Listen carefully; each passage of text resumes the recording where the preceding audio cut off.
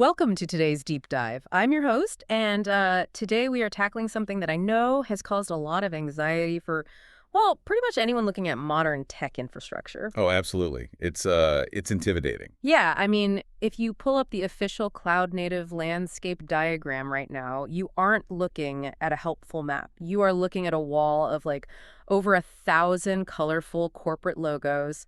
It honestly looks like an eye exam designed to induce panic. Right. It really is the absolute definition of visual overload. Exactly. But if you want to pass the KCNA, that's the Kubernetes and Cloud Native Associate Certification exam, or honestly, if you're just trying to survive and advance as an engineer right now, you really have to be able to decode that wall. So today, we are cutting through the noise. We really are. We're going to filter out all those, highly experimental projects. Right, to focus on the essential battle-tested tools that you actually need to understand for the exam and, for your career. Because I'm joined by our resident expert today, and we're going to break this all down. Thanks for having me. And yeah, there really is a logic to that chaos on the map. We're going to find the signal in the noise today. Because the goal here isn't rote memorization. It's about understanding the underlying architecture of the modern internet. Okay, so before we can even start identifying individual tools on this giant map, we need to understand a map maker, right? Like, we need to know the rules of the territory. Yeah, absolutely. So the group managing all of this is the CNCF, the Cloud Native Computing Foundation. But my first question is, why do we even need a foundation to manage all this stuff? Why not just let massive tech companies like Google or Amazon, who have, practically infinite money and engineers, just own and manage these tools? Well, the answer really comes down to risk mitigation and governance. Think of the CNCF as a sort of neutral United Nations for tech infrastructure. Okay, the UN for tech? Right. It's an umbrella organization that operates under the Linux Foundation.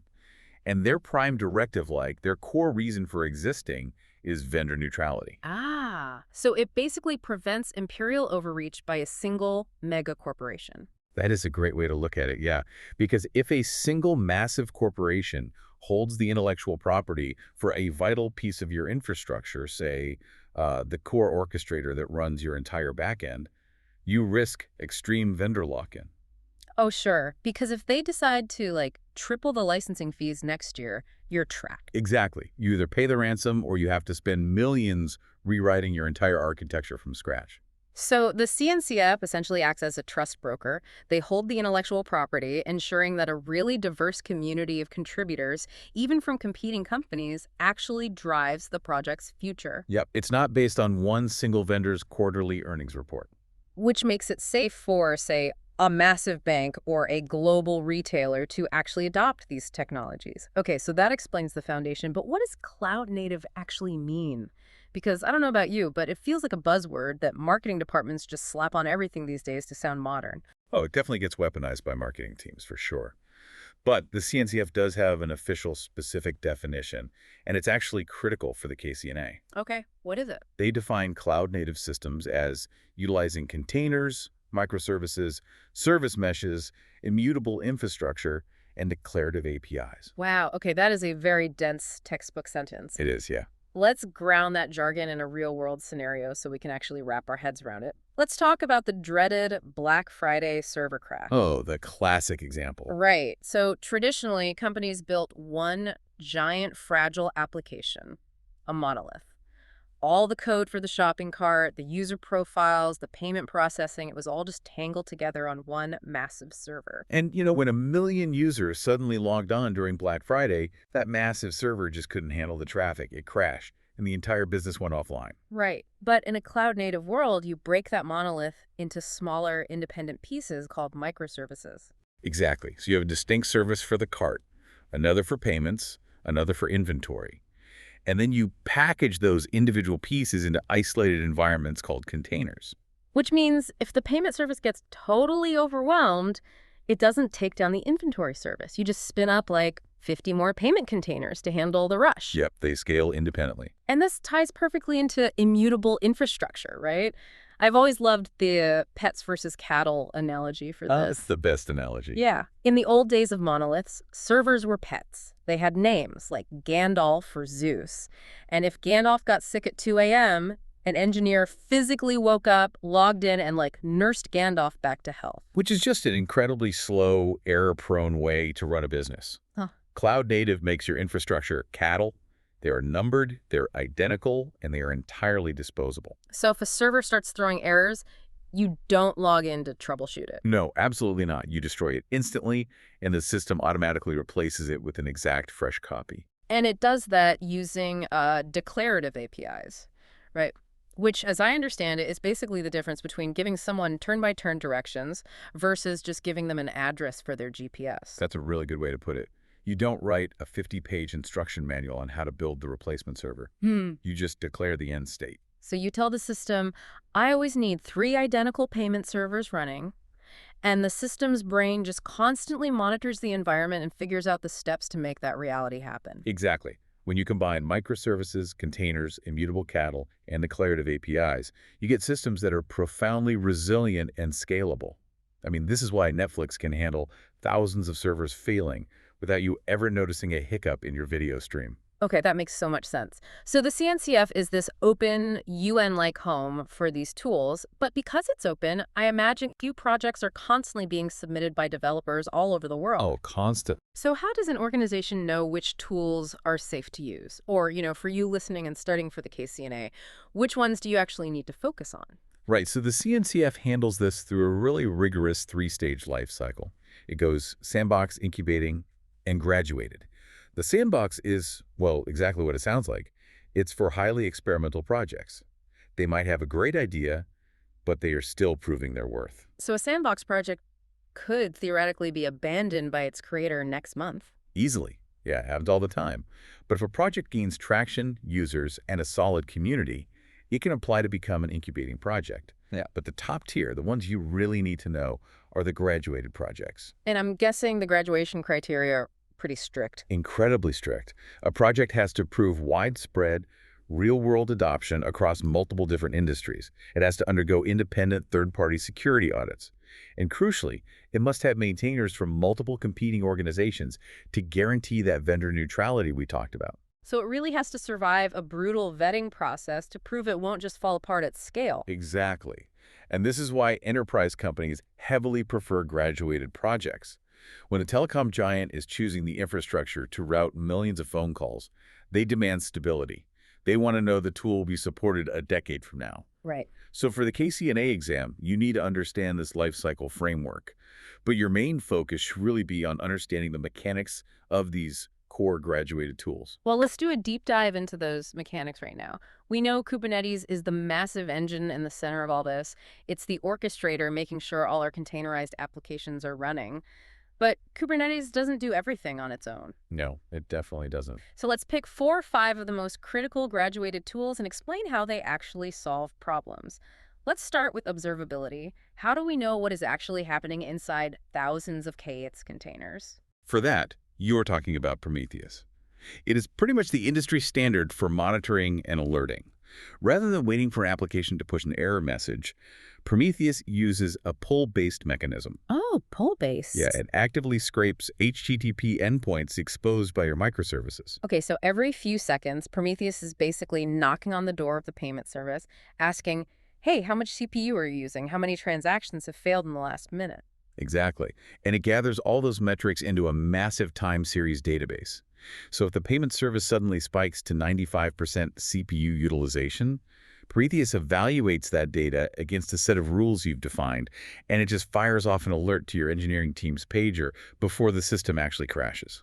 That's amazing. Okay, so that covers the big picture metrics. But what about tracing a specific user's journey? Let's say a customer hits the checkout button on an e-commerce site, and it takes 10 agonizing seconds to load. Yeah, that's a nightmare scenario. Right. And in a microservice architecture, that checkout request might bounce through, I don't know, an inventory service, a fraud detection service, a shipping calculator, and a credit card gateway. How on earth do you figure out which one caused the 10-second delay? That is exactly where a tool like Jaeger comes in. Jaeger performs what's called distributed tracing. And the mechanism here is actually brilliant. When the user first clicks that button, Jaeger injects a unique trace ID into the header of that HTTP request. Oh, Like attaching a tracking number to a physical package? Yes, Got it. exactly like that. Yeah. As that request bounces from the front end to inventory to fraud detection, every single microservice logs how long it held on to that specific trace ID before passing it along. Wow, okay. Then Jaeger collects all those logs and builds this really intuitive visual waterfall chart. So an engineer can look at that chart and instantly see, the inventory service took 9.5 seconds to respond because of a bad database query. It just completely eliminates hours of blind troubleshooting. Okay, I want to push back on something here, though, specifically regarding databases and storage.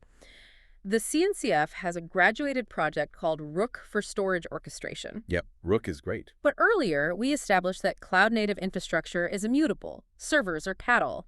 If we destroy a Kubernetes container the second it acts up, how do we handle a database? If the container running my shopping cart database dies, doesn't all the customer data just vanish with it? That is a fantastic question, and honestly, it was a major hurdle in early cloud-native adoption. Because containers are inherently ephemeral, they are born to die. If you save data inside the container itself, yes, it vanishes. Rook solves this by separating the compute layer from the storage layer. Oh, by managing persistent volumes that live outside the container's lifecycle? Exactly. Rook turns your raw, physical storage systems into intelligent cloud-native services. So when your database container spins up, Rook attaches a persistent storage volume to it over the network. The container writes all the customer data to that external volume. So if the container crashes and gets destroyed? The data remains perfectly safe. When K8 spins up a brand new replacement container a second later, Rook instantly reattaches that same volume, and the application resumes without losing a single byte of data. Wow, it decouples the fleeting processing power from the permanent data. That makes perfect sense. Okay, now let's look at the bigger architectural picture. Kubernetes gets our thousands of containers running. Rook makes sure our data survives. Prometheus monitors the health. Right. But once all these containers are up, within 5 minutes, they're going to start talking to each other to process user data. How do we secure that internal chatter so a hacker who compromises one minor service can't just listen in on everything else? I know this brings us to a concept that frequently trips up KCNA candidates. The service mesh. Oh, the service mesh. Yeah, a lot of people struggle with why a service mesh is even necessary if you already have Kubernetes. I mean, I definitely did it first. Let's use an analogy. Think of your entire infrastructure as a busy international airport.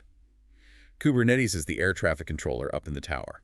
It dictates which plane lands at which gate, making sure the planes are actually fueled, operational, and in the right place. Right, so Kubernetes is routing the containers and managing their life cycle. But Kubernetes doesn't really care what the pilots and the ground crew are actually saying to each other. A service mesh, like the CNCF graduated project's Istio, or Linkerd, acts as a highly secure, encrypted communication headset system worn by everyone on the ground. Oh, I see. The service mesh manages the complex, micro-level communication between those containers. So if a developer writes an application, do they have to write a bunch of complex security code to, tap into this mesh? No, and that is the beauty of it. They don't change a single line of application code. The service mesh mechanism works by injecting a tiny, invisible proxy alongside every single container in your cluster. Wait, really? Every single one? Every single one. It's called a sidecar. When your payment service tries to talk to your inventory service, the traffic is intercepted by that proxy. The mesh automatically handles MTLS, that's mutual TLS. It issues certificates and encrypts the traffic between your services on the fly. So even if a malicious actor is inside your internal network, all they see is scrambled, encrypted gibberish. The developers remain blissfully ignorant of the complex network security layer, and the security team gets the total lockdown they need. Exactly. And it handles advanced routing, too. Like if you want to release a new version of your checkout cart, the service mesh can be configured to smoothly send exactly 5% of your live user traffic to the new version to test it, while keeping 95% on the old stable version. Okay, so that's how the applications communicate. But how do the engineers communicate with the infrastructure itself? How do we actually deploy all of this without someone accidentally typing the wrong command and deleting a production database? Yeah, that happens more often than you'd think. I bet. Yeah. Which naturally leads us to our next major KCNA concept, GitOps, powered by CNCF tools like Argo CD and Flux. Yes, GitOps. It is a total paradigm shift in how we manage operations. It's the practice of using Git, which is the version control system developers already use for application code, as the single declarative source of truth for your entire infrastructure. So instead of manually logging into a K8s dashboard and clicking buttons to scale up servers, you make a commit in a Git repository. Right. You define your desired state in Git files, and the mechanism here relies on software agents running inside your cluster. So Argo CD or Flex continuously monitor that specific Git repository. It's a pull-based model again. They constantly compare the live state of your cluster against the desired state written in Git. And if they don't match, they reconcile them. Exactly. This seems like the ultimate defense against the dreaded 2 a.m. junior developer disaster. Let's say someone accidentally logs into the live cluster and manually deletes a critical security policy. What actually happens? Well, that creates what we call configuration drift. But within seconds, Argo CD notices the live cluster no longer matches the Git repository. And because Git is the absolute source of truth, Argo overrides the manual change, immediately restoring the deleted security policy to bring the cluster back into alignment. Wow, it's literally an automated, instantaneous undo button for your entire data center. And the audit trail is perfect because every single infrastructure change has an author, a timestamp, and an approval history logged in Git. Yeah, it's incredibly powerful. For the KCNA exam, you don't need to know how to write complex GitOps configuration files. You just need to understand that core mechanism. Git is the source of truth, and tools like Argo and Flex automatically reconcile the cluster state to match it. Which brings us to a really critical part of our mission today. Navigating the specific ways the KCNA exam phrases its questions and avoiding the trap designed to catch you off guard. Ah, yes, the traps. There is a massive historical quirk regarding Kubernetes and Docker that still causes immense confusion. Back in version 1.24, Kubernetes famously removed something called the Docker shim. So if Docker is supposedly dead in Kubernetes, why is it still everywhere, and what does this actually mean for the exam? This is the classic K8s 1.24 trap. It trips up countless candidates. To survive this, we really have to clearly define the difference between a container runtime and the broader developer toolset known as Docker. Let's break that K8's decision down then. When Kubernetes removed the Docker shim, they absolutely did not stop using containers. They just stopped using the heavy full-stack Docker engine to run those containers on the actual server nodes. Instead, Kubernetes switched to using a streamlined, graduated CNCF project called Containered as its default engine to pull images and run them. But developers still use Docker on their laptops every single day to build those container images. Yes, Docker is a massive suite of tools for building, packaging, and sharing. But here's the mechanism that connects them. Docker itself actually uses Containered under the hood to run containers locally. Oh, So Kubernetes just cut out the middleman. They both share the exact same underlying engine. you got it. So if an exam question asks what modern Kubernetes uses to pull and run containers on its worker nodes, the answer is Containered, not Docker. Exactly. Let's solidify this with some exam-style scenarios for you. We need to analyze not just the right answers, but why the wrong answers are wrong. Okay, hit me. Scenario 1. An engineering team is spending way too much time manually updating configuration manifests in the live K8s cluster, leading to human error. They want a system that automatically synchronizes the cluster to match a central repository, instantly undoing any unauthorized manual edits. Which CNCF project solves this? Option A, Prometheus. Option B, Istio. Option C, Argo. Or option D, Containered. Okay, well, the key phrases here are synchronizes the cluster to match a central repository and undoing manual edits. That is the textbook definition of preventing configuration drift via GitOps. If we look at the distractors, Prometheus is for monitoring metrics, not deploying infrastructure. Right. Istio is a service mesh for K8's network traffic, and Containered is the runtime engine. So that leaves option C, Argo, which is the premier GitOps tool. Excellent analysis. Let's try scenario 2. A financial company mandates that all network traffic between their internal microservices must be encrypted using mutual TLS. However, they have hundreds of legacy microservices, and the engineering team refuses to rewrite the application code to support encryption. Oh, that sounds like a fun team to work with. Right. What cloud-native technology fits this requirement? Option A, service mesh. Option B, distributed tracing. Option C, container registry. Option D, storage orchestration. Well, the demand for mutual TLS between internal services, combined with the absolute refusal to touch the application code, points straight to a proxy-based solution. Distributed tracing, like Jaeger, just measures request times. A container registry, like Harbor, just stores images securely. Storage orchestration, like Rook, manages hard drives. So it has to be option A, service mesh, which uses those sidecar proxies to wrap the legacy apps in an encrypted network layer without the apps ever knowing. You've got the mechanisms down perfectly. And honestly, if you can logically eliminate the distractors by understanding what these tools actually do, the KCNA becomes far less intimidating. We've covered a massive amount of ground today on our journey through the CNCF landscape. We defined cloud native, moving past the marketing buzzwords to understand microservices, immutable cattle, and declarative We APIs. covered a lot. We really did. We explored the rigorous vetting process that elevates a project to graduated status. We unpacked the mechanisms behind massive tools, how Prometheus pulls metrics, how Jaeger injects trace IDs, how Rook saves our data, and how service meshes in GitOps fundamentally change the way we secure and deploy infrastructure. And we dodged the K8's containered exam trap. Yes, we even dodged the trap. The overarching takeaway here is that you are learning the architectural blueprint that powers modern applications. Right. Understanding these concepts means understanding how global scale is achieved and maintained today. It's kind of a big deal. It really is. But before we wrap up, I want to leave you with a fascinating paradigm shift happening in the industry right now. We started by looking at that overwhelming map of 1,000 logos.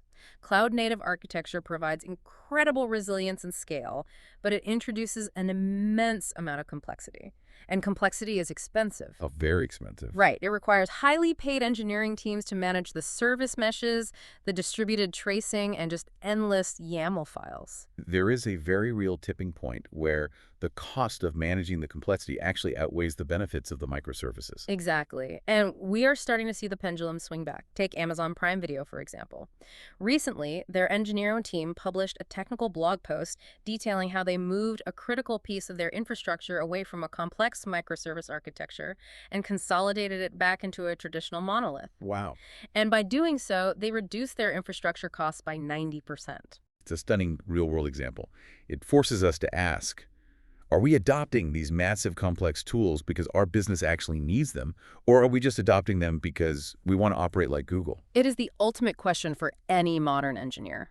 For the massive global enterprises, the CNCF landscape is a necessary survival toolkit. But for companies operating at a smaller scale, returning to simpler, monolithic architectures might just be the smartest move they can make to escape the massive gravity of this ecosystem. Something provocative to mull over as you study for the KCNA and build your career. Keep questioning the architecture and keep exploring.